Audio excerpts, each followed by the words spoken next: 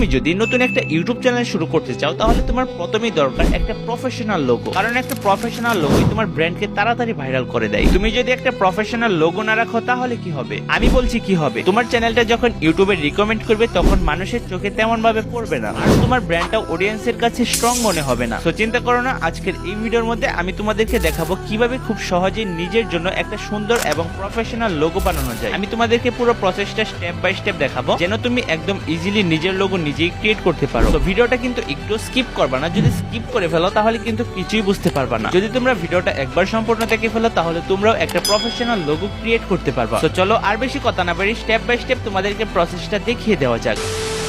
A few moments later.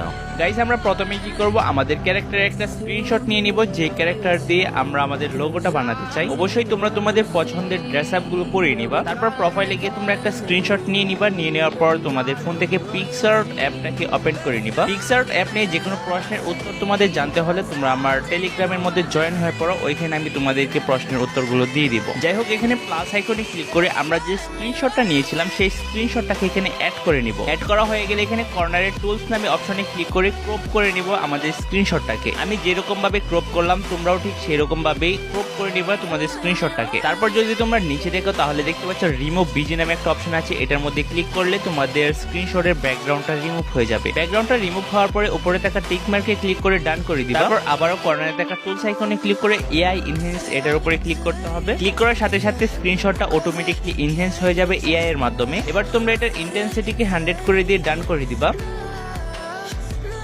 ডান করে দেওয়ার পর উপরে দেখতে পাচ্ছ একটা ডাউনলোডের আইকন আছে, এটার মধ্যে ক্লিক করে এটাকে তোমাদের গ্যালারির মধ্যে সেভ করে নিবা। সেভ করা হয়ে গেলে তোমরা এখান থেকে একেবারে বেরিয়ে আসবা। আসার পরে প্লে স্টোর থেকে চ্যাটজিপিটি অ্যাপসটাকে ডাউনলোড করে নিবা, যদি তোমাদের ফোনের মধ্যে চ্যাটজিপিটি অ্যাপসটা না থাকে। অবশ্য এখনকার সময় চ্যাটজিপিটি অ্যাপস চিনে না এরকম লোক খুব কমই পাওয়া যায়। যাই হোক, তোমরা যদি নতুন করে চ্যাটজিপিটি অ্যাপসটাকে ডাউনলোড করো তাহলে ডাউনলোড করার পরে অবশ্যই লগ ইন করতে হবে। লগ ইন করার পরে তারপর এখানে তোমরা কি করো, প্লাস আইকনে ক্লিক করে তোমাদের যেই স্ক্রিনশটটা আমরা মাত্র পিক্সআর্ট থেকে এডিট করে সেভ করলাম সেই স্ক্রিনশটটাকে এখানে দিয়ে দিতে হবে। তারপর তোমাদেরকে এই যে আমি লেখাটা লিখলাম এই লেখাটা তোমাদেরও লিখতে হবে। এই লেখাটা তোমরা কোথায় পাবা সেটা আমি তোমাদেরকে পরে বলে দিচ্ছি। তার আগে তোমরা এই লেখাটা লিখে দিয়ে এখানে কি করবা, সেন্ড করে দিবা। আমি তোমাদেরকে লেখাটা এক জায়গায় দিয়ে দিব, তোমরা শুধু কপি করে পেস্ট করে দিলেই হয়ে যাবে। তো দেখতে পাচ্ছ চ্যাটজিপিটি আমাদের ইমেজটা তৈরি করছে, আমাদের এখানে কিছুক্ষণ অপেক্ষা করে নিতে হবে।